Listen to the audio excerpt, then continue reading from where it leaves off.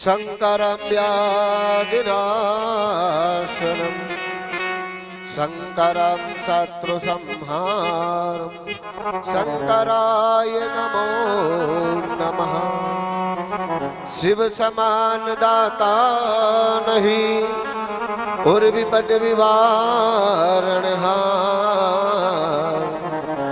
और लज्जा सबकी राखियो श्री मृत्युंजय भगवान।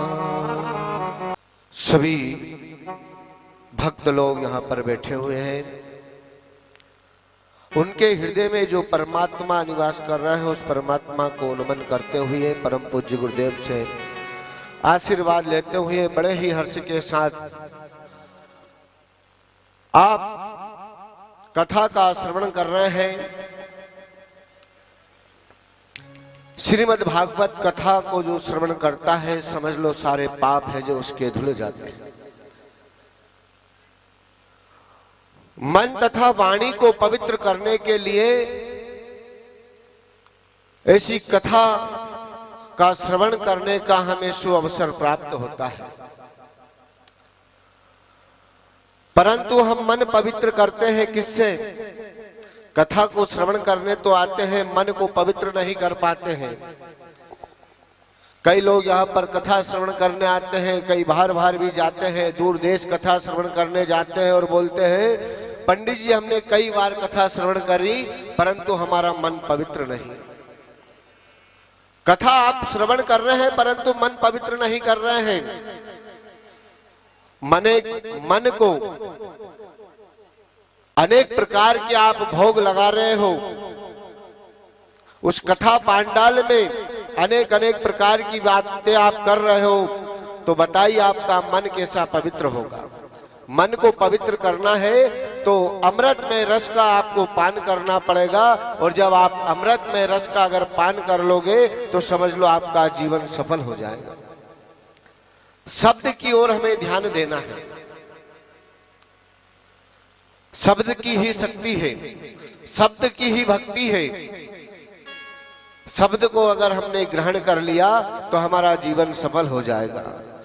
आंसू जता देते हैं, आंसू जता देते हैं कि दर्द कैसा होता है। अगर हमारे सामने कोई रो रहा है तो उसका जो आंसू है वो आपको बता देगा कि ये किस लिए रो रहा है। आप गहन विषय से सोच सकते हैं कि ये तो सिर्फ इसके आंसू है जो दिखावा के हैं। कई लोग ऐसे होते हैं जो पैसे उधार मांगने जाते हैं, कई प्रकार की बात करते हैं, भैया आपको उधार तो देना ही पड़ेगा। आंख में आंसू आ जाते हैं और बेरुखी बता देती है कि हम दर्द कैसा होता है। घमंड बता देता है कि पैसा कैसा होता है। घमंड आपको बता देगा कि पैसा कैसा होता है, और संस्कार बता देता है कि परिवार कैसा होता है। संस्कार हमें लेना चाहिए, परंतु आजकल हम संस्कार की ओर जा नहीं रहे। जिस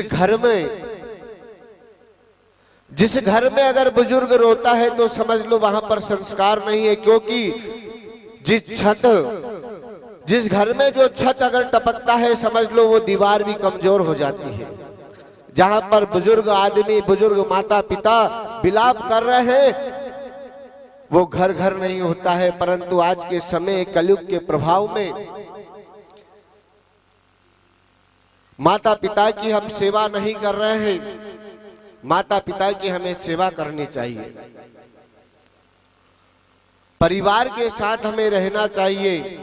जहां संत आते हैं वहां की प्रकृति सुधर जाती है, जहां संत आते हैं वहां की संस्कृति सुधर जाती है, और जहां बसंत आते हैं वहां की प्रकृति सुधर जाती है। जहां पर अतिथियों का सम्मान होता है, बड़ों का प्रेम होता है, वहां पर भगवान निवास करते हैं। और जहां पर भाई भाइयों में प्रेम होता है वहां रामायण लिखी जाती है। और जहां पर भाई भाइयों में अगर संपत्ति की बात करें, बंटवारे की अगर बात करें तो वहां पर महाभारत प्रारंभ हो जाती है। हमें महाभारत नहीं करनी चाहिए, हमें रामायण से हमें रामायण को पढ़ना चाहिए। श्रीमद् भागवत को हमें श्रवण करनी चाहिए। ऐसी कथा आप लोग श्रवण कर रहे हैं। आज कपिल देव भगवान अपनी माता को ज्ञान दे रहे हैं, भक्ति ज्ञान दे रहे हैं, उपदेश दे रहे हैं। आज इसी कथा के अंतर्गत में अभी गुरुदेव ने सती जी का चरित्र सुनाया। एक बार जब भगवान राम लक्ष्मण है जो जब माँ जानकी जी का हरण हो जाता है, जानकी जी को ढूंढते हैं, तो भगवान भोलेनाथ और सती है जो सती के मन में विचार आता है कि मैं भी राम जी के दर्शन करूं, क्योंकि भगवान भोलेनाथ राम जी के अनन्य भक्त थे। जब राम जी के दर्शन करने सती गई तो सती ने सीता का रूप धारण किया, तो भगवान ने कहा अब तुम मेरी भार्या नहीं हो। सती समझ जाती है कि मैंने सीता जी का रूप धारण किया, इसलिए भगवान मुझे त्याग करना चाह रहे हैं। इधर भगवान भोलेनाथ कह रहे अगर मैं सती का त्याग नहीं करूंगा, अगर मैंने सती का त्याग कर दिया तो लोग क्या कहेंगे, मेरी ये जो भक्ति है वो चले जाएगी। तो भगवान भोलेनाथ ने ऐसी समाधि ली कि 27 वर्ष हो गए। और इधर सती है जो भगवान भोलेनाथ की प्रार्थना करती है, और जब भगवान भोलेनाथ 27 वर्ष की समाधि में पूर्ण होते हैं, और इधर है जो ब्रह्मा जी ने जब सृष्टि का निर्माण किया, और निर्माण करने के बाद राजा दक्ष प्रजापति को राजा बना दिया, तो दक्ष प्रजापति के मन में ये अहंकार आ गया। आज दक्ष प्रजापति की जो पुत्री है वही सती है। सती का विवाह भगवान भोलेनाथ के साथ होता है। इधर राजा दक्ष को जब राजा बना, दक्ष महाराज ने यह सोचा कि मैं इस भूपति का राजा बन गया हूं, तो राजा के मन में अहंकार आ गया, राजा के मन में घमंड आ गया है। ब्रह्मा जी समझ गए कि ये राजा है, ये दक्ष महाराज को मैंने राजा बनाया है भूपति का, परंतु इसके मन में अहंकार आ गया है। भगवान भोलेनाथ ने कहा ठीक है, इसकी व्यवस्था भी होगी। इधर समय बीतता जाता है। दक्ष महाराज ने एक यज्ञ की घोषणा की, सारे देवता वहां पर पधारे। जब ये यज्ञ का कार्यक्रम रखा तो भगवान भोलेनाथ भी वहां पर गए, और जब यज्ञ की मृतता यज्ञ की जब वार्तालाप होने लगी, सारे संतों ने कहा कि एक ऐसा कोई यज्ञ हो जिससे ये भूमंडल का योग है, ज्ञान है, वर्धक है, अनेक अनेक प्रकार की जो शक्तियां हैं इस यहाँ पर विराजमान हो। ऐसी वार्तालाप होने लगी। इधर जब भगवान भोलेनाथ बैठे तो कुछ कारण बस दक्ष महाराज और भगवान भोलेनाथ का है जो विवाद हो जाता है, तो भगवान भोलेनाथ वहां से उठकर चले देते हैं। इधर राजा दक्ष के मन में तो यह अहंकार था, यह अभिमान था कि मैं राजा हूं, परंतु राजा दक्ष ये भूल गए कि भगवान भोलेनाथ थे। राजा दक्ष के मन में तो ये विचार था कि मैं इस भूपति का राजा हूं और ये भगवान भोलेनाथ है, मेरे दामाद है। झगड़ा हो जाता है, भगवान भोलेनाथ अपने स्थान पर पहुंच जाते हैं। इधर जब दक्ष महाराज ने यज्ञ की शुरुआत की, यज्ञ मंडप बनवाया, और यज्ञ मंडप बनवाने पर ब्रह्मा विष्णु अनेक अनेक देवताओं का स्थान दिया, परंतु दक्ष महाराज ने उस यज्ञ मंडप में भगवान भोलेनाथ का स्थान नहीं दिया। और जब स्थान नहीं दिया, इधर सारे देवताएं, सारे ऋषिगण उस यज्ञ को देखने के लिए चल देते हैं। इधर जब नारद जी जब यज्ञ की ओर जाते हैं तो नारद जी के मन में ये विचार आता है कि क्यों नहीं कि मैं कैलाश पर्वत की ओर से चलूं। जब कैलाश पर्वत की ओर जाते हैं, जब नारद जी देखते हैं कि भगवान भोलेनाथ के साथ सती बैठी हुई है, नारद जी बोलते हैं, सती देवी आपके पिताजी ने जो यज्ञ करवा रहे हैं उसमें आप नहीं जा रहे हो, क्या कारण है? बोले यज्ञ? बोले हाँ, आपके पिताजी जो दक्ष महाराज है एक बहुत विशाल यज्ञ करवा रहे हैं, आपको कोई जानकारी नहीं है। सती ने कहा मुझे तो कोई जानकारी नहीं है। क्यों? नारद जी थे, वो नारद विद्या चलाना चाह रहे थे। नारद जी ने कहा, नारद जी को ये पता था कि भगवान भोलेनाथ और दक्ष महाराज का झगड़ा हुआ है, दक्ष महाराज को बुलाया नहीं है और सती निश्चित है जो अपने पिता के यज्ञ में जाएगी। नारद जी ने ऐसा ज्ञान दे दिया। इधर सती देवी बोल रही है, प्रभु मेरे पिताजी ने यज्ञ का कार्यक्रम रखा है, मैं उस यज्ञ को देखने जरूर जाऊंगी। भगवान भोलेनाथ कह रहे नहीं सती, जहां से हमारा कोई निमंत्रण नहीं, हमारा कोई सम्मान नहीं, उस जगह आप नहीं जाओगे। सती बोल रही है, प्रभु मेरे पिताजी का घर है, शायद वो भूल गए होंगे, बहुत सारे काम है, एक तो राजा है, इतना बड़ा यज्ञ किया है, शायद वो भूल गए होंगे, आप नाराज ना हो, मुझे जाने के लिए आज्ञा दे। भगवान भोलेनाथ मना कर रहे हैं। सती आप अपने पिता के घर जब तक मैं ना कहूं आप यज्ञ के दर्शन के लिए मत जाना। सती ने कोई बात नहीं सुनी और सती है जो अपने पिता के घर पहुंच जाती है जहां पर यज्ञ होता है। और जब उस यज्ञ के स्थान पर सती देवी वहां जाती है और जाकर जब देखती है, खड़ी हो जाती है, तो दक्ष महाराज भी है जो अपना सिर है जो नीचे झुका लेते हैं। ब्रह्मा विष्णु भी कांप जाते हैं कि ये क्या हो रहा, सती आ गई है। और इधर दक्ष महाराज ने भगवान भोलेनाथ को निमंत्रण भी नहीं दिया है, ना उनका स्थान दिया, अब क्या होगा। भगवान विष्णु ने भी अपना सिर है जो झुका लिया, ब्रह्मा जी ने सिर मुख मोड़ लिया है, सारे ऋषिगण वहां पर खड़े हुए हैं। सती बोल रही है, पिताजी, पिताजी कोई बात नहीं सुन रहे हैं। और इधर सती है जो सती इधर यज्ञ मंडप में देखती है कि यज्ञ मंडप में सारे देवताओं का स्थान है, कुबेर विश्वकर्मा आदि देवताओं का स्थान है, परंतु मेरे पति का कोई स्थान नहीं है। सती को और क्रोध आ जाता है। सती अपने पिताजी से कहती है, पिताजी अरे तुम मुझे मत बुलाते, मेरे पति को निमंत्रण नहीं दिया तो कोई बात नहीं, परंतु आपने सारे देवताओं का स्थान दिया, मेरे पति का कोई स्थान नहीं है, क्या कारण है? क्योंकि इधर दक्ष महाराज को तो अहंकार था, घमंड था। सती जो क्रोध हो जाता है, सती को रोने लग जाती है। और सती को जब क्रोध आता है तो सती बोल देती है कि अगर इस यज्ञ में अगर मेरे पिता का स्थान नहीं है तो इस यज्ञ को मैं पूर्ण नहीं होने दूंगी। और सती है जो उस यज्ञ मंडप के पास में अपना शरीर का त्याग कर देती है। जब सती अपना शरीर का त्याग कर देती है, कैलाश पर्वत पर जब ये सूचना मिलती है भगवान भोलेनाथ को, तो भगवान भोलेनाथ अपने जटाओं में से एक केश निकालते हैं, उस केश में से गण को उत्पन्न करते हैं। उस गण का नाम वीरभद्र होता है और वीरभद्र से कहते हैं कि आप जाओ और यज्ञ को विध्वंस कर दो।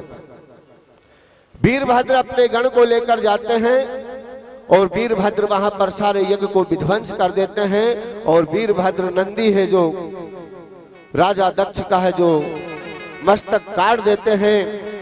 और इधर पुनः फिर भगवान ब्रह्मा विष्णु भगवान भोलेनाथ के पास जाते हैं और भगवान भोलेनाथ से कहते हैं, कैलाश के निवासी हो नमो बार बार हो, नमो बार बार हो, आयो शरण तिहार प्रभु तार तार तो। कैलाश के निवासी नमो बार बार हो, नमो बार बार हो, आयो शरण तिहारी प्रभु तार तार तो। कैलाश के निवासी नमो बार बार हो, नमो बार बार हो, आयो शरण तिहार प्रभु तार तार तार दो। हो कैलाश के निवासी नमो बार बार हूँ, नमो बार बार हूँ। आयो शरण तिहारी प्रभु तार तार दो। ओ आयो शरण तिहार प्रभु तार तार दो। आयो शरण तिहारी प्रभु तार तार दो।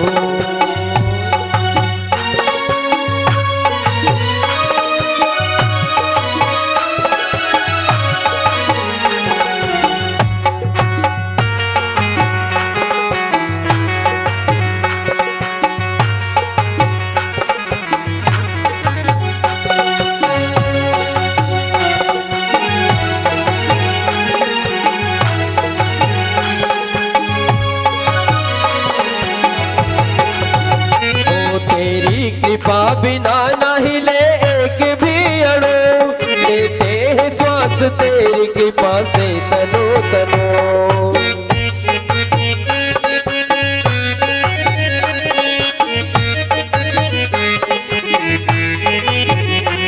तेरी कृपा बिना नहीं ले एक भी अणु, लेते हैं श्वास तेरी कृपा से तनो तनो। बड़ा है तेरा दायरा हो, बड़ा है तेरा दायरा, बड़ा दातार तू हो, बड़ा दातार तू। आयो शरण तिहार प्रभु तार तार दो। आयो शरण तिहार प्रभु तार तार दो। कैलाश के निवास नमो बार बार हो, नमो बार बार हो। आयो शरण तिहार प्रभु तार तार दो। आयो शरण तिहार प्रभु तार तार दो। प्रभु तार तार दो, प्रभु तार तार। इधर जब भगवान भोलेनाथ आते हैं, सारे देवता कहते हैं प्रभु हे भगवान भोलेनाथ आप तो भोले हो, और दक्ष महाराज को जीवित कीजिए।